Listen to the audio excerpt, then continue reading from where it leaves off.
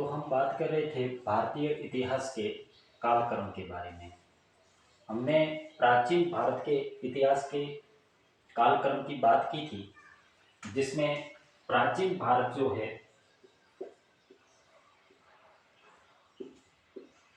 प्राचीन भारत उसका कालक्रम हमने निर्धारित किया था। प्रारंभ से लेकर 1200 से ईस्वी तक प्राचीन भारत का काल निर्धारित किया था। उसके बाद हमने प्राचीन भारतीय इतिहास के कालक्रम को क्रम के रूप में देखा था, जिसमें पहले हमने पाषाण काल जो प्रारंभ से लेकर 2300 ईसा पूर्व के मध्य में, और पाषाण काल के अंदर प्राग ऐतिहासिक काल के अंदर जो हमने पाषाणकालीन सभ्यताओं के बारे में बात की थी, जिसमें पाषाण काल, पूरा पाषाण काल, मध्य पाषाण काल और नव पाषाण काल, फिर पूर्व पूरा पाषाण काल, मध्य पूरा पाषाण काल और उच्च पूरा पाषाण काल के अंदर विभाजित किया था। उसके बाद हमने हड़प्पा सभ्यता का कालखंड लिया।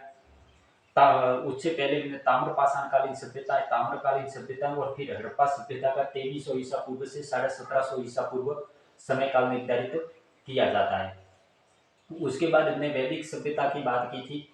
तीसरे नंबर पर वैदिक सभ्यता का समय काल जो है वो 1500 ईसा पूर्व से लेकर के 600 ईसा पूर्व के मध्य तक रखा जाता है। चौथे नंबर पर हमने महाजनपद काल, बुद्ध युग या प्राक मौर्य युग की बात की थी, जो 600 ईसा पूर्व से लेकर के 322 ईसा पूर्व के मध्य में महाजनपद काल का समय काल निर्धारित किया था। उसके बाद में हमने बात की थी मौर्य काल के बारे में। 322 ईसा पूर्व से लेकर के 185 ईसा पूर्व के मध्य में मौर्य काल को निर्धारित किया गया था। और उसके बाद में हमने बात की थी मौर्य उत्तर काल या पूर्व गुप्त काल जिसको कहते हैं, जो 185 ईसा पूर्व से लेकर के 275 ईस्वी के मध्य में हमने रखा था। आज जो हमारा अगला कालखंड है, 7वें नंबर का कालखंड पाषाण काल, फिर हड़प्पा सभ्यता का काल, फिर वैदिक सभ्यता का काल, फिर महाजनपद का काल, फिर मौर्य काल, फिर मौर्य उत्तर काल, फिर हमने गुप्त काल की बात की थी। तो अगला जो कालखंड है प्राचीन भारत के इतिहास में, वो गुप्त काल आता है। गुप्त काल या गुप्त युग, जिसका समय काल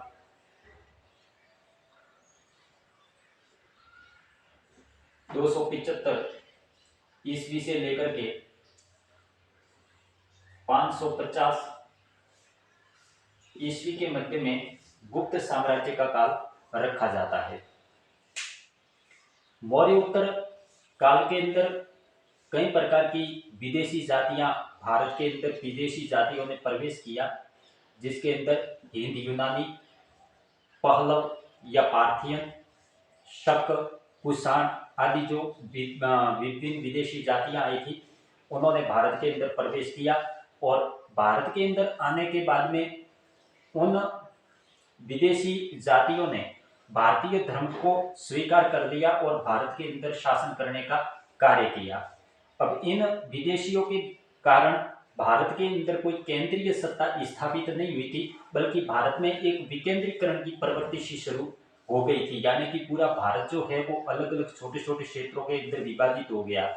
मौर्य काल तक तो ठीक था, क्योंकि मौर्य काल जो है वो एक केंद्रीय साम्राज्य था। उस काल के अंदर कोई स्वतंत्र शक्ति उस समय में शासन नहीं करती थी, और निसंदेह जो स्वतंत्र शक्तियां थी उसको भी प्रतिभाशाली जो मौर्य राजवंश के शासक थे, जैसे सम्राट अशोक मौर्य, चंद्रगुप्त मौर्य, बिंदुसार वगैरह जो शासक थे, उन्होंने उनको जीत करके मौर्य साम्राज्य के अधीन कर दिया था।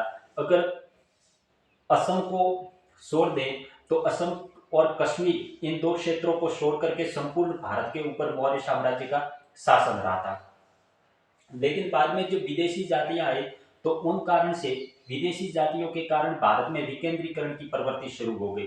एक तरफ पार्थियों ने, शकों ने, कुषाणों ने आदि ने शासन किया, तो भारत के अंदर भी इन विदेशियों से कुछ लोग, भारत के जो स्थायी निवासी थे, उन्होंने अलग अलग राज्यों के अंदर शासन किया। तो भारत में विकेंद्रीकरण की प्रवृत्ति शुरू हो गई थी। इस समय के अंदर कोई केंद्रीय सत्ता स्थापित नहीं हुई थी। हालांकि दो राजवंश इस काल में भी थे, गुप्त काल से पहले भी दो राजवंश ऐसे थे जो उत्तर भारत के अंदर कुषाण और दक्षिण भारत के अंदर सातवाहन, इन दो शक्तियों ने केंद्रीकृत सत्ता स्थापित करने का प्रयास किया, लेकिन ये लोग जो थे वो भी अपने क्षेत्रों तक सीमित रह गए थे। कोई केंद्रीय सत्ता इस समय में स्थापित नहीं हुई थी। इस काल के अंदर भारत के अंदर विकेंद्रीकरण की जो प्रवृत्तियां थी उसके तहत हमारे को एक और चीज पढ़ने को मिलती है कि कुषाण और शक काल के अंदर भारत के अंदर सहशासन प्रणाली की व्यवस्था शुरू हो गई थी। सहशासन प्रणाली का अर्थ होता है कि एक ही राज्य के अंदर जहां दो शासक शासन करते हैं, एक ही राज्य के अंदर जब दो शासक शासन करते हैं तो उसको सहशासन प्रणाली कहते हैं या संयुक्त शासन प्रणाली कहते हैं। इस बारे में हमारे को वैसे तो कहीं प्रमाण देखने को मिलते हैं भारतीय इतिहास के अंदर, जैसे पूर्व मध्य काल तक भी ये प्रवृत्ति भारत में रही थी, जहां कन्नौज के अंदर हर्षवर्धन और राज्यश्री दोनों ने मिलकर के शासन किया था। इसके अलावा शक राजवंश जो था, शक राजवंश, इन्होंने मूलत रूप से संयुक्त शासन प्रणाली की शुरुआत की थी भारत के अंदर। रुद्रदामन जो कि उज्जैन का शासक था, रुद्रदामन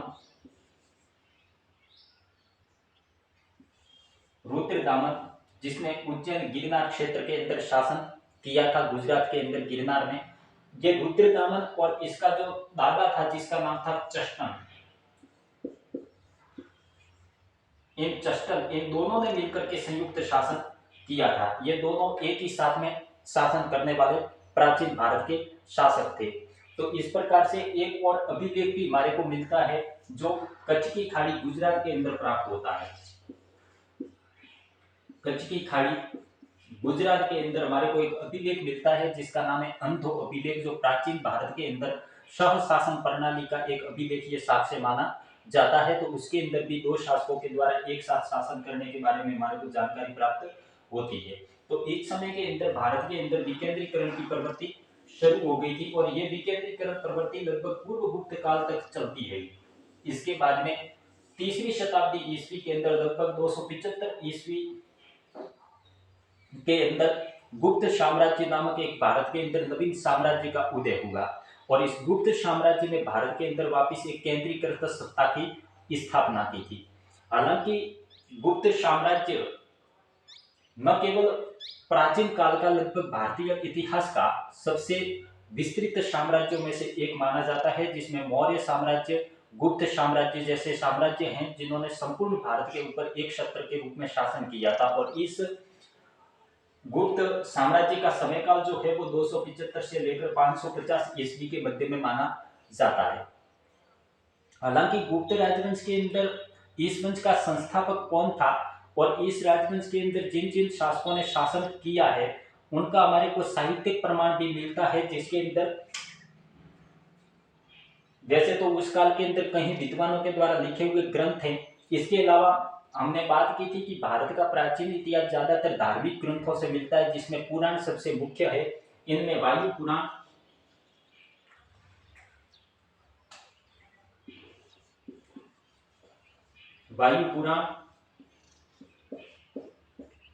और ब्रह्मांड पुराण, ये दोनों पुराण हमारे को गुप्तों के बारे में विस्तृत जानकारी प्रदान करते हैं। हालांकि विष्णु पुराण के अंदर भी गुप्तों के बारे में जानकारी प्राप्त होती है, तो ये पुराणों से भी हमारे को गुप्तों के बारे में जानकारी प्राप्त होती है। लेकिन प्राचीन काल का ऐसा कोई साहित्यिक स्रोत या फिर अभिलेखीय साक्ष्य नहीं मिलता जिसके आधार पर तमाम गुप्त राजवंश के शासकों की हम समय काल निर्धारित करें। इसीलिए बार बार हम लोगों के द्वारा इतिहास का जो समय काल निर्धारित किया जाता है उसमें हम एक शब्द का यूज करते हैं कि हमारे द्वारा निर्धारित किया गया, मतलब इनके बारे में कोई निश्चित प्रमाण हमारे को इनका क्या समय काल रहा था उसके बारे में कहीं लिखा हुआ नहीं मिलता है, इसलिए ये समय काल हमारे द्वारा निर्धारित किया है। गुप्त राजवंश के अंदर 20 से 22 शासकों ने लगभग शासन किया होगा, और उनमें से कुछ एक ऐसे शासक हैं जिनका समय काल हम अभिलेखों के आधार पर निर्धारित कर सकते हैं। गुप्त राजवंश जो है, इसका संस्थापक श्रीगुप्त को माना जाता है। श्रीगुप्त जो है वो गुप्त राजवंश का संस्थापक माना जाता है। श्रीगुप्त। अब गुप्त राजवंश का संस्थापक श्रीगुप्त भी हम एक अनुमान के आधार पर मानते हैं, क्योंकि कुछ अभिलेख जैसे कि कुमार गुप्त का बिलसड़ अभिलेख है, तो उस अभिलेखों के अंदर गुप्तों की वंशावली हमारे को प्राप्त होती है, जिसमें पहली जो वंशावली के अंदर नाम मिलता है वो श्री शब्द का यूज किया गया है। श्री शब्द केवल मिलता है, उसके पीछे भी गुप्त शब्द लिखा हुआ नहीं है, क्योंकि गुप्त राजवंश का पहला शासक जिसने अपने नाम के पीछे गुप्त शब्द लगाया वो चंद्रगुप्त प्रथम था। चंद्रगुप्त प्रथम पहला गुप्त राजवंश का शासक था जिसने अपने नाम के पीछे गुप्त शब्द लगाया था। इसके अलावा इससे प्रारंभ के अंदर जो दो शासक हुए हैं उनके पीछे गुप्त शब्द का प्रयोग वो भी नहीं हुआ है। इसके अलावा जो ये दो शासक हैं उनको अभिलेखों के अंदर केवल महाराज शब्द महाराज के नाम से पुकारा है, उनके लिए महाराज शब्द को यूज में लिया गया है। अब महाराज शब्द प्राचीन भारत में सामान्यतः सामंतों के लिए यूज होता था। महाराज शब्द जो है वो सामंतों के लिए यूज होता था, ये सामंतों की उपाधि होती थी महाराज की। इसीलिए इन दोनों शासकों को, प्रारंभिक जो गुप्त राजवंश के दो शासक हैं, पहला है श्रीगुप्त और दूसरा है घटोत्कच गुप्त, तो उन दोनों को केवल सामंती शासक मानते हैं। अब अगर गुप्त लोग सामंत थे, तो वो किस राजवंश के सामंत थे, इसके बारे में भी विद्वानों के अंदर मतैक्य देखने को नहीं मिलता, क्योंकि इसके अंदर एक इतिहासकार है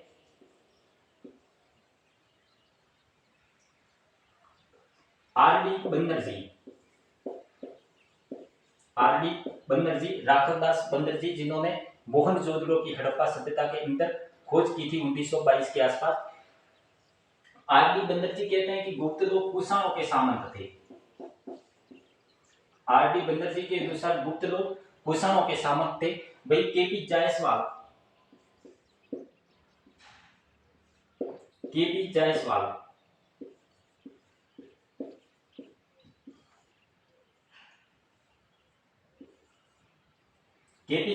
कृष्ण प्रसाद जायसवाल जो हैं, ये कहते हैं कि गुप्त लोग जो है वो भारशील नाग राजवंश के वंशज थे।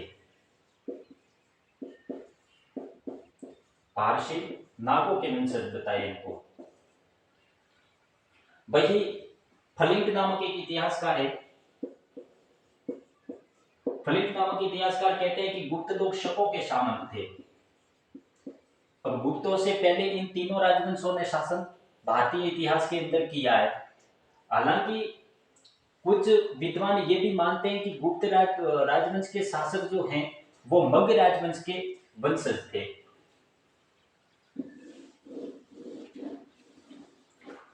कुषाणों के पतन के बाद में और गुप्तों के उदय से पहले कई राजवंशों ने शासन किया है, जिसमें त्रैकूट राजवंश,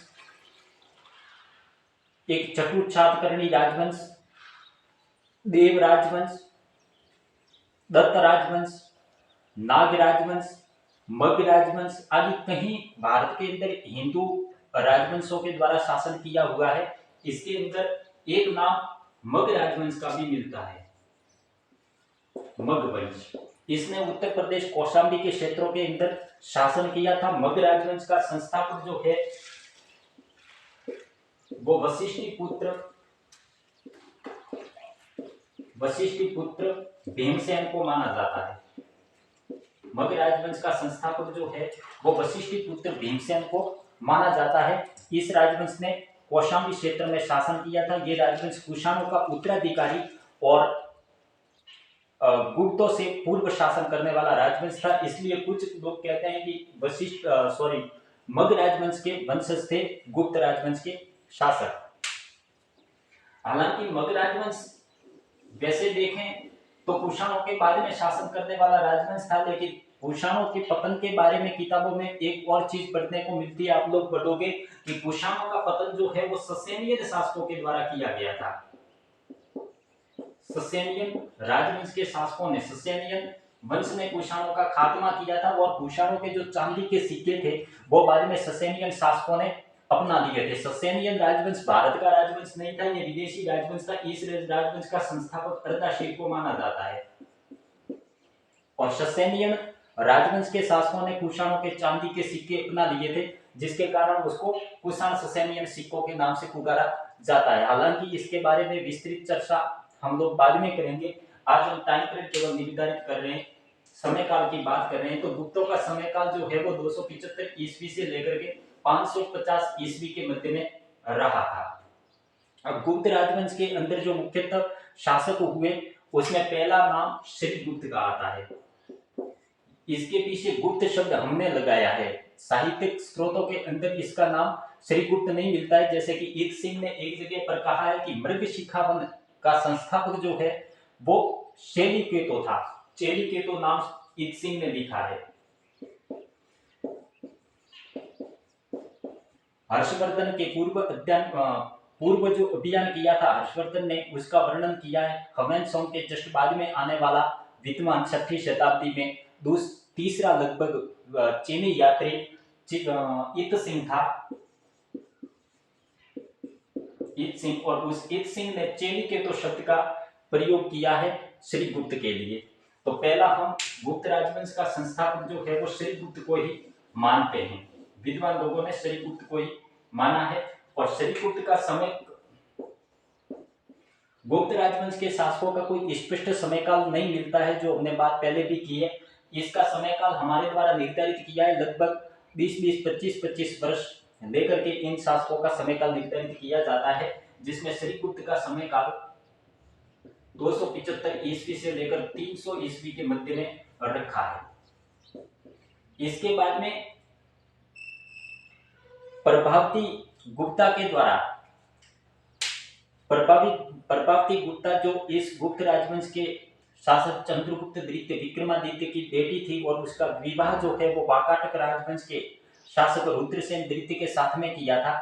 पूना महाराष्ट्र क्षेत्र के अंदर वाकाटक राजवंश ने शासन किया था। वो राजवंश गुप्तों का समकालीन राजवंश था, और वाकाटक राजवंश के अंदर रुद्रसेन द्वितीय के साथ प्रभावती गुप्ता का विवाह किया था। उसके दो अभिलेख मिलते हैं, ताम्रपत्र हैं। एक का नाम है पूना और दूसरे का नाम है रिद्धपुर ताम्रपत्र।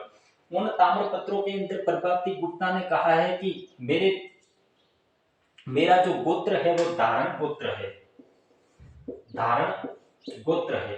अब ये धारण गोत्र जो है वो ब्राह्मणों का गोत्र होता था।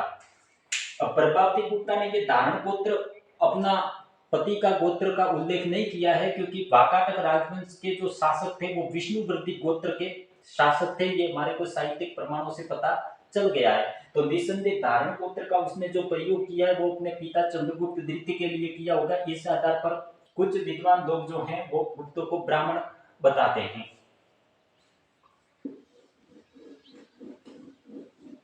प्रभावती गुप्ता ने अपने रिद्धपुर ताम्रपत्र के अंदर अपने जो राजवंश, गुप्त राजवंश है, जो अपना वंश है, अपना गोत्र है, उसका आदि पुरुष जो है घटोत्कच गुप्त को माना है। इसके अलावा स्कंदगुप्त इस राजवंश का बहुत प्रसिद्ध शासक हुआ। स्कंदगुप्त का सूफिया अभिलेख प्राप्त होता है मध्य प्रदेश से, और उस सूफिया अभिलेख में भी इस राजवंश को, गुप्त राजवंश को घटोत्कच वंश कहकर के पुकारा है। हालांकि पुराणों के अनुसार देखें तो विष्णु पुराण, वायु पुराण, ब्रह्मांड पुराण आदि के अंदर गुप्तों को मगध गुप्त कहकर के संबोधित किया गया है। तो इस राजवंश का दूसरा शासक घटोत्कच गुप्त को माना जाता है। घटोत्कच गुप्त, जिसका समय काल हमारे द्वारा 300 ईस्वी से 319 ईस्वी के मध्य में निर्धारित किया गया है। इसके बाद में इस राजवंश का पहला शासक जिसने अपने नाम के पीछे गुप्त शब्द का प्रयोग किया वो था चंद्रगुप्त प्रथम। चंद्रगुप्त प्रथम, इसका समय काल हमारे द्वारा 319 ईस्वी से 350 ईस्वी के मध्य में निर्धारित किया। इसके बाद में इसका उत्तराधिकारी समुद्रगुप्त हुआ।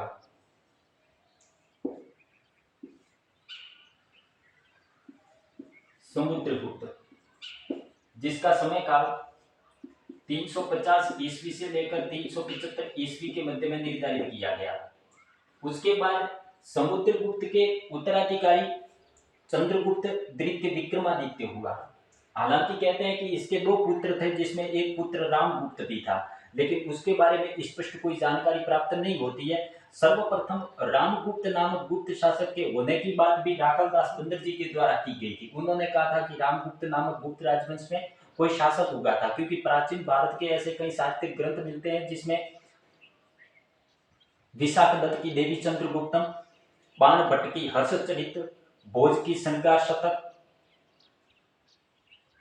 अबुल हसन की मुंतखबाब उल तवारीख आदि ग्रंथों के अंदर इस शासक के बारे में जानकारी मिलती है, जिसके आधार पर कहा गया कि इसमें रामगुप्त नामक शासक भी हुआ था, जो निर्बल शासक हुआ था, जिसके बारे में हमारे को इतिहास में कोई ज्यादा पढ़ने को मिलता नहीं है। इसका उत्तराधिकारी चंद्रगुप्त द्वितीय हुआ।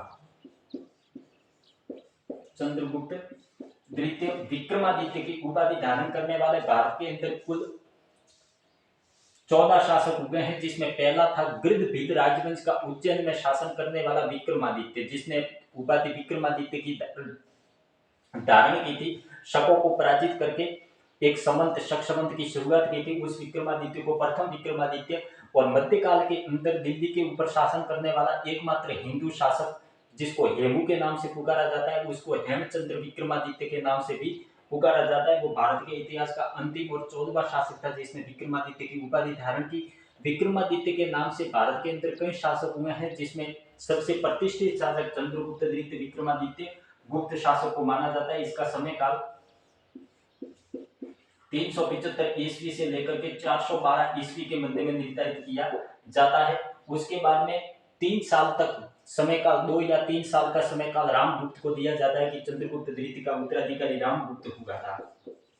हालांकि ये गुप्त वंशावली के अंदर आपको कहीं देखने को नहीं मिलेगा, और इसका कोई ऐतिहासिक अभिलेख भी प्राप्त नहीं होता जिसमें इसका वर्णन मिलते हो। हाँ, राष्ट्रकूट राजवंश के अंदर संचन ताम्रपत्र अभिलेख, जो अमोघवर्ष राष्ट्रकूट राजवंश के शासक अमोघवर्ष का अभिलेख है, जिसका समय काल अमोघवर्ष का लगभग 876 के आसपास अमोघवर्ष का समय काल लिया जाता है राष्ट्रकूट राजवंश का शासक, उसके अभिलेख संचन ताम्रपत्र में। और दूसरा केम्बे का अभिलेख जो है राष्ट्रकूट राजवंश का है, कृष्ण का, शायद कृष्ण राष्ट्रकूट शासक कृष्ण का है, उसके अंदर भी इसके बारे में जानकारी मिलती है। ये 2 अभिलेख है जिसमें रामगुप्त का उल्लेख प्राप्त होता है। तो इसने 412 से लेकर के 14 तक हो सकता है शासन किया हो। इसके बाद में गुप्तों का प्रथम शासक जिसकी स्पष्ट अभिलेख के आधारों पर हमने समय काल निर्धारित किया है, वो है चंद्रगुप्त द्वितीय विक्रमादित्य। इससे पहले के जितने भी गुप्त शासक हैं, उनका समय काल हमारे द्वारा निर्धारित किया है। अभिलेखीय प्रमाणों के आधार पर कोई समय नहीं है। समय काल अगर अभिलेखों के आधार पर निर्धारित किया है तो वो पहला है शासक चंद्रगुप्त द्वितीय विक्रमादित्य, और गुप्त शब्द का प्रयोग करने वाला पहला शासक गुप्त राजवंश में हुआ चंद्रगुप्त प्रथम।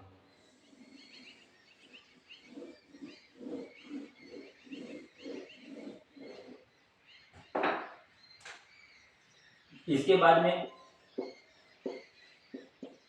कुमारगुप्त प्रथम करके शासक हुआ, जिसने 414 से लेकर 455 ईस्वी तक शासन किया। और उसके बाद में समय काल स्कंदगुप्त का आता है। स्कंदगुप्त ने 455 से 467 ईस्वी तक शासन किया। इसके बाद पूर्व गुप्त का समय काल आता है,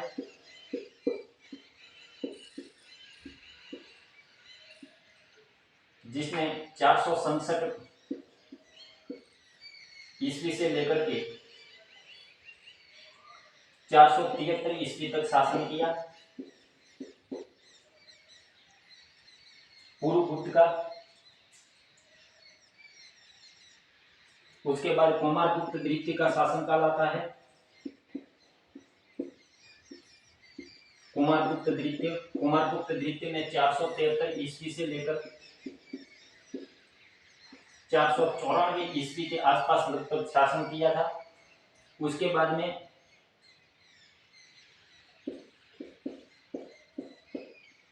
नरसिंहगुप्त का शासनकाल आता है, जिसको बालादित्य के नाम से भी पुकारा जाता है। उसने 494 ईस्वी से लेकर के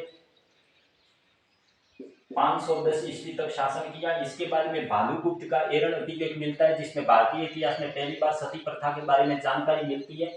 वो 510 ईस्वी का इसलिए हो सकता है बाद में भानुगुप्त ने शासन किया हो। इस राजवंश के अंदर अंतिम शासक चंद्रादित्य करके शासक हुआ था। ये गुप्त राजवंश के शासक थे। हालांकि गुप्तों के बारे में कोई स्पष्ट प्रमाण नहीं मिलता कि ये किस राजवंश से संबंधित थे या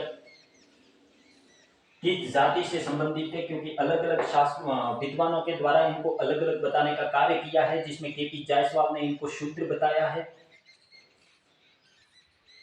अल्तेकर, रोमिला थापर, चट्टोपाध्याय आदि जो इतिहासकार हैं वो इसको वैश्य बताने का कार्य करते हैं गुप्तों को। इसके अलावा आरसी मजूमदार, दशरथ शर्मा, रमेशचंद्र मजूमदार और दशरथ शर्मा ने इनको ब्राह्मण बताने का कार्य किया है। कुछ इतिहासकार ऐसे हैं जिसमें ओझा का नाम प्रसिद्ध है। ओझा ने इनको क्षत्रिय बताने का कार्य किया है। तो इस प्रकार गुप्तों की जाति को लेकर के या धर्म जाति को लेकर के कोई मूल प्रमाण हमारे पास नहीं है कि ये किस धर्म से थे या किस जाति से संबंधित थे, किस वर्ण से संबंधित थे। तो अलग अलग विद्वानों के द्वारा इनका समयकाल अलग अलग निर्धारित किया जाता है। इनका जाति के बारे में भी कोई प्रमाण न होने के कारण इनको अलग अलग वर्गों के अंदर रखने का कार्य किया जाता है।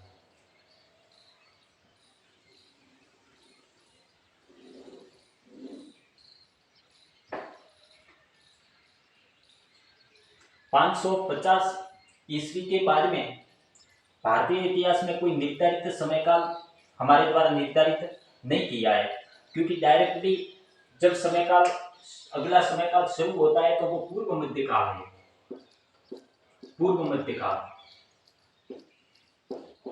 और पूर्व मध्यकाल सामान्यतः जो है वो 800 ईस्वी से लेकर के 1200 ईस्वी के मध्य में निर्धारित किया जाता है। इसको पूर्व मध्यकाल कहा जाता है।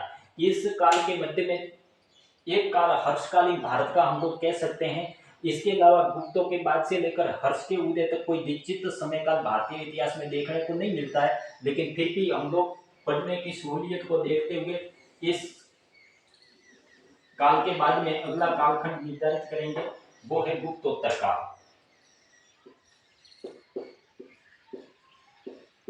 गुप्तोत्तर काल ये काल 550 ईस्वी से लेकर के 600 ईस्वी के मध्य में रखते हैं, जहां गुप्त साम्राज्य का पतन हो जाता है और हर्षवर्धन का उदय होता है। इस काल को हम लोग गुप्तोत्तर काल के नाम से संबोधित कर सकते हैं। इस काल के अंदर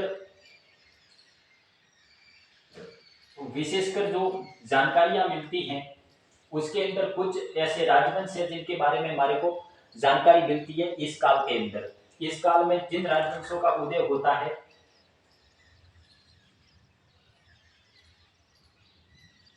वो पहला है परवर्ती गुप्तवंश। इन्होंने मालवा में शासन किया था परवर्ती गुप्तों ने, इसलिए इसको मालव गुप्तवंश, मालव गुप्त। और जो पहले शासन करने वाले गुप्त थे उनको मगध गुप्त के नाम से पुकारा जाता है, या उनको स्वतंत्र गुप्त राजवंश के नाम से भी पुकारा जाता है। मालव गुप्त वंश, इस राजवंश का संस्थापक कृष्णगुप्त था, इसलिए इसको कृष्णगुप्त वंश के नाम से भी पुकारा जाता है। कृष्णगुप्त वंश, कृष्णगुप्त वंश। इसके बाद में इस काल के अंदर एक और राजवंश का उदय होता है जिसका नाम है पुष्यभूति वंश। पुष्यभूति वंश तीसरा। इस समय काल के अंदर मौखरी वंश का उदय होता है। और एक चौथा और राजवंश देखें तो वो है मैत्रेयी राजवंश, मैत्रेयी वंश, यानी कि गुप्तोत्तर काल के का समय जो है वो 550 ईस्वी से लेकर के 600 ईस्वी के मध्य में रखा जाता है। नॉर्मली 600 ईस्वी के अंदर हर्षवर्धन भारत का सम्राट बनता है कन्नौज के अंदर, तो उस काल को हर्षकालीन भारत के नाम से पुकारा जाता है। ये उसके पहले का समय है जिसको गुप्तोत्तर काल के नाम से पुकारा जाता है। इसके अंदर पहला हमारे को राजवंश जो पढ़ने को मिलता है वो है परवर्ती गुप्त वंश, मालव गुप्त वंश, या जिसको कृष्ण गुप्त राजवंश के नाम से पुकारते हैं। हालांकि इन जो परवर्ती गुप्त राजवंश है इसका संस्थापक कृष्ण गुप्त को माना जाता है। उसके बाद इसमें महासेन गुप्त, आदित्य सेन गुप्त आदि कई प्रसिद्ध शासक हुए थे। और इस राजवंश की जो राजधानी है वो मालवा में हुआ करती थी, इसलिए मालव गुप्त राजवंश के नाम से इसको पुकारा जाता है। मालवा के अंदर ही गुप्त शासक देवगुप्त प्रसिद्ध शासक हुआ था, जिसने गौड़ बंगाल के गौड़ राजवंश के शासक शशांक जो है, उस शशांक के कहने पर मालवा के गुप्त शासक देवगुप्त ने हर्षवर्धन के बेनोई, जिसका नाम ग्रहवर्मा था, मौखरी राजवंश का शासक था, उस ग्रहवर्मा की हत्या करने का कार्य किया था देवगुप्त ने। यही वो परवर्ती गुप्त राजवंश है जो हमारे को गुप्तोत्तर काल के अंदर पढ़ने को मिलता है। दूसरा राजवंश है पुष्यभूति राजवंश। पुष्यभूति राजवंश ने हरियाणा के अंदर थानेश्वर या स्थानेश्वर नामक स्थान पर शासन किया था। इस राजवंश का संस्थापक खुद पुष्यभूति होने के कारण शिव उपासक था पुष्यभूति, उसने इस राजवंश की नींव रखी थी। हालांकि इस राजवंश के अंदर जो शासक हुआ हर्षवर्धन, उसके दरबार में रहता था बाणभट्ट, जिसने हर्ष चरित लिखी थी। और हर्ष भी एक बहुत बड़ा विद्वान और कवि माना जाता है, इसीलिए उसको कविंद्र की उपाधि भी कई विद्वानों के द्वारा दी गई है। उस बाणभट्ट ने हर्षचरित के अंदर इस वंश का नाम पुष्यभूति लिखा है और इस वंश का संस्थापक पुष्यभूति को माना है। जबकि जो हर्षवर्धन नामक शासक हुआ, जिसने 600 से 647 ईस्वी के मध्य में शासन किया था, हर्षवर्धन ने 3 नाटक लिखे थे,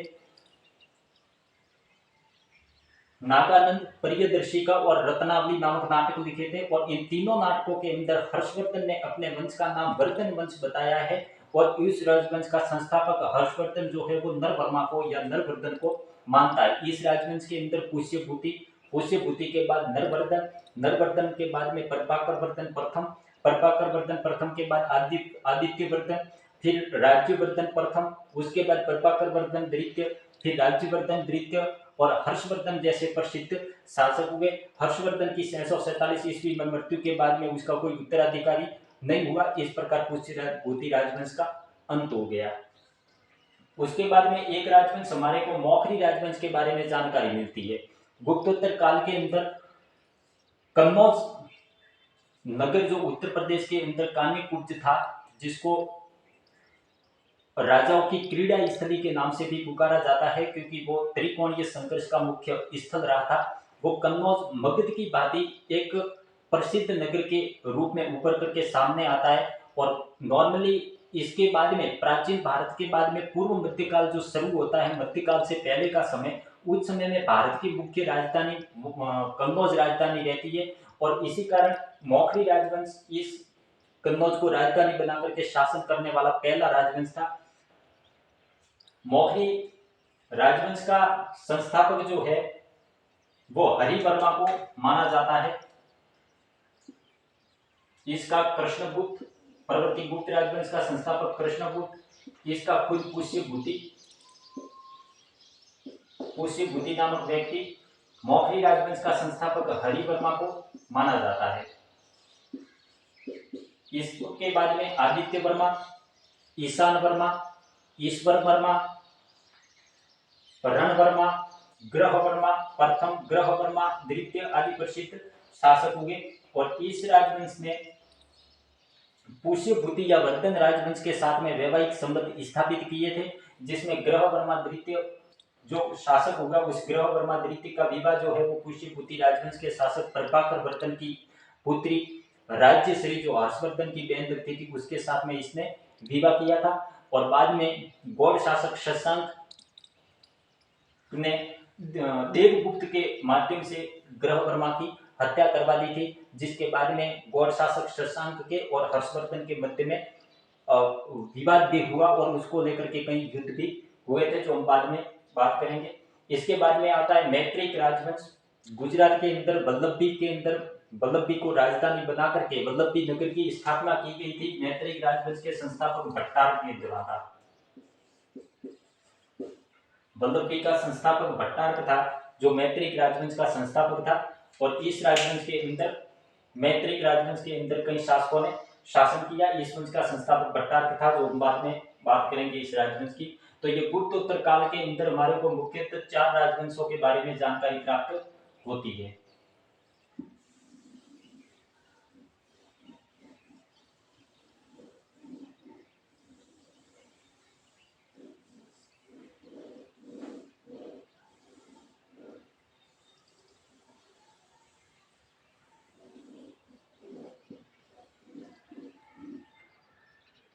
हालांकि गुप्तोत्तर काल के अंदर कन्नौज को राजधानी बना करके शासन करने वाले कुछ जो राजवंश थे, उनमें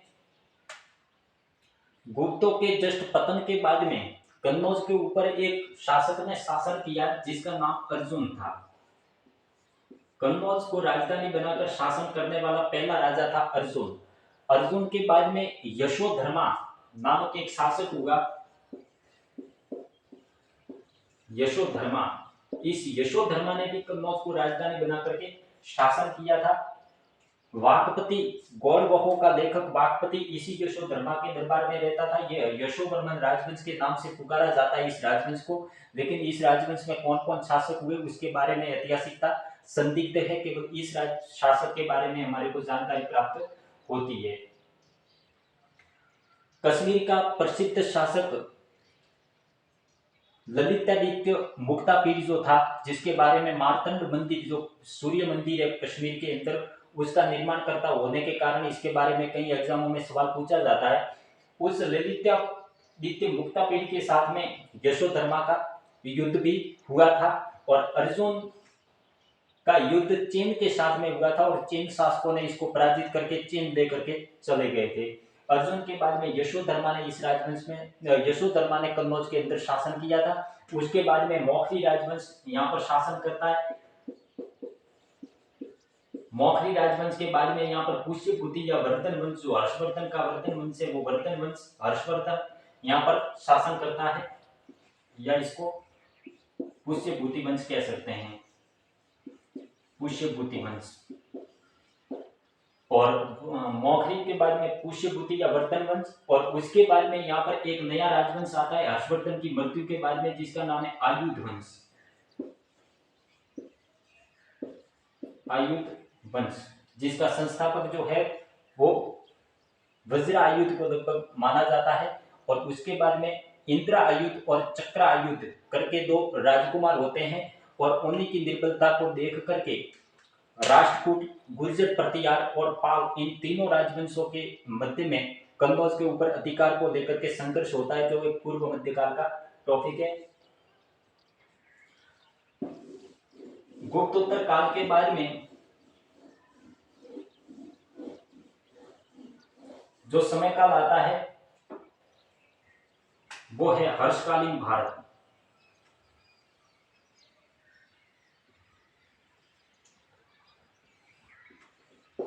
अगला प्राचीन भारत के अंदर जो समय काल आता है वो है हर्षकालीन भारत, हर्षकाल। ये काल 600 ईस्वी से लेकर 647 ईस्वी के मध्य में निर्धारित किया जाता है। मैंने कल भी बात की थी कि इतिहास के अंदर ऐसे बहुत कम व्यक्तित्व हुए हैं जिनके नाम पर इतिहास का एक नामकरण, समय का नामकरण किया गया, जिसमें भारतीय इतिहास के अंदर हर्षवर्धन का नाम पहला आता है। और दूसरे ऐसे व्यक्ति थे महात्मा गांधी। 1919 से लेकर 1947 के मध्य का जो समय है वो महात्मा गांधी युग के नाम से पुकारा जाता है। तो ये था हर्षकालीन भारत। 606 ईस्वी से 647 ईस्वी के मध्य में इसने शासन किया था। ये पुष्यभूति राजवंश का शासक था। और हर्षवर्धन एक बहुत ही बड़ा विद्वान और साहित्यिक शासक हुआ, जो न केवल विद्वानों का संरक्षणदाता बल्कि खुद अपने आप में भी एक महान विद्वान माना जाता है, जिसको कविंद्र या काव्य का हर्ष के नाम से भी पुकारा जाता है। हिंदू काल का प्रथम सम्राट के नाम से भी इसको पुकारा जाता है। इसने बौद्ध धर्म को संरक्षण दिया था, जिसके कारण पूर्व मध्यकाल का अशोक या फिर दूसरा अशोक के नाम से भी पुकारा जाता है। हालांकि कनिष्क को भी दूसरा अशोक की उपाधि दी गई है। हर्षवर्धन ने 606 ईस्वी से 647 ईस्वी के मध्य में शासन किया था। वैसे इसके बारे में जानकारी कई अभिलेख और ताम्रपत्र, नालंदा ताम्रपत्र, भिटोरा मृतभान वगैरह इसके बारे में जानकारी देते हैं।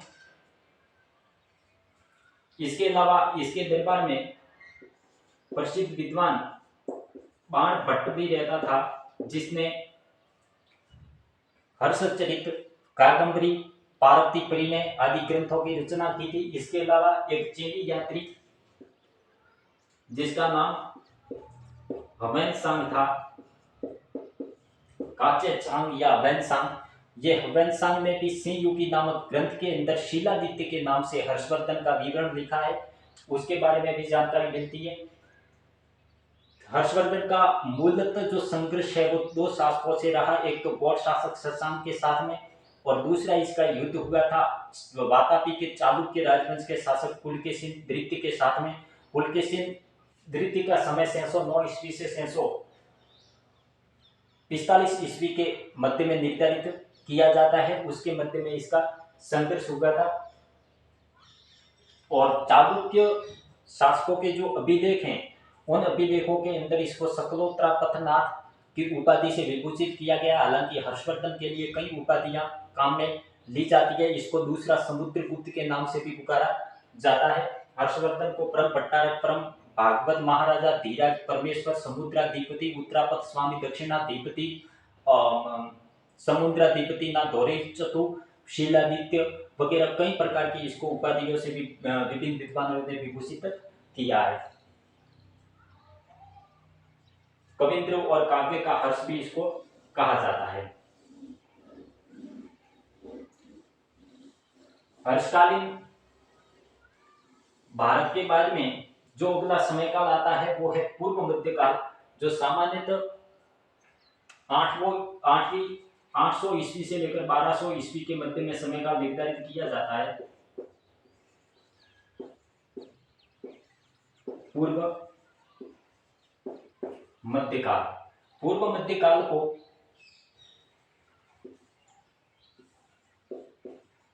राजपूत काल या सामंत काल के नाम से भी पुकारा जाता है। हालांकि कई यूरोपीय विद्वानों ने इसको अंधकार का युग भी कहा है, क्योंकि इस समय के अंदर भारत में विभिन्न प्रकार की सामंतों की श्रेणियां और विभिन्न प्रकार छोटे छोटे राजवंशों का उदय होता है, इसलिए यूरोपीय विद्वानों ने इसको अंधकार का युग भी कह करके संबोधित किया है। हालांकि अंधकार का युग उस युग को कहा जा सकता है जिसके बारे में जानकारी के लिए हमारे को स्रोत या तो नाम मात्र के प्राप्त हो या प्राप्त ही नहीं हो, उसको हम अंधकार का युग कह सकते हैं। लेकिन ये अंधकार का युग नहीं था, लेकिन जरूर ये भारत के अंदर एक विकेंद्रीकरण का बहुत बड़ा प्रामाणिक काल रहा, जिसके अंदर भारत के अंदर कई प्रकार के राजपूत राजवंशों का और सामंती प्रवृत्ति की शुरुआत हो गई थी, विकेंद्रीकरण की प्रवृत्ति की शुरुआत हो गई थी। इसलिए इसको प्राचीन काल का अंतिम समय और मध्यकाल से पहले का समय होने के कारण इसको पूर्व मध्यकाल कहा जाता है। इसका समय काल 800 ईस्वी से लेकर के 1200 ईस्वी तक निर्धारित किया जा सकता है। और राजपूत काल, क्योंकि इस समय के अंदर कई प्रकार के राजपूत राजवंशों का उदय होता है, जिसमें गुर्जर प्रतिहार राजवंश, गढ़वाल राजवंश, चौहान राजवंश, परमार राजवंश, चंदेल राजवंश, तीन चालुक्य राजवंश जिसमें वातापी का चालुक्य राजवंश, कल्याणी का चालुक्य राजवंश, बैंकी का चालुक्य राजवंश, विभिन्न प्रकार के राजपूत राजवंशों का इसमें उदय होता है, चंदेल राजवंश वगैरह। और राष्ट्रकूट राजवंश भी इसी काल के अंदर शासन करता है। इस कारण इस काल को राजपूत काल के नाम से पुकारा जाता है। इसी काल के अंदर राजपूतों के विस्तृत साम्राज्य स्थापित हो जाते हैं, जिनमें वो लोग अपनी ही जो परिवार के सदस्य हैं उनको जागीरें देते हैं, और जागीर देने के कारण यहाँ पर सामंती प्रवृत्ति का भी उदय होता है। इसलिए इस काल को सामंती काल के नाम से भी पुकारा जाता है। जैसा ईश्वरी प्रसाद जायसवाल ने इसको राज्य के मध्य में राज्य का काल कहकर के पुकारा है। वी.ए. स्मिथ ने इसको राजपूत काल कहकर के संबोधित किया है, कर्नल जेम्स टॉड वगैरह ने। तो इसको पूर्व मध्यकाल, राजपूत काल या सामंती काल के नाम से पुकारा जाता है। एक समय में भारत में कई राजवंशों का उदय होता है। हालांकि भारतीय इतिहास के अंदर शासन करने वाले राजवंशों का भी हम अलग से एक वीडियो बनाएंगे, जिसके अंदर भारत के अंदर जितने भी तमाम राजवंशों ने शासन किया उसमें से मुख्य मुख्य लगभग 250 से 300 राजवंश जो हैं उनके बारे में हम लोग बात करेंगे।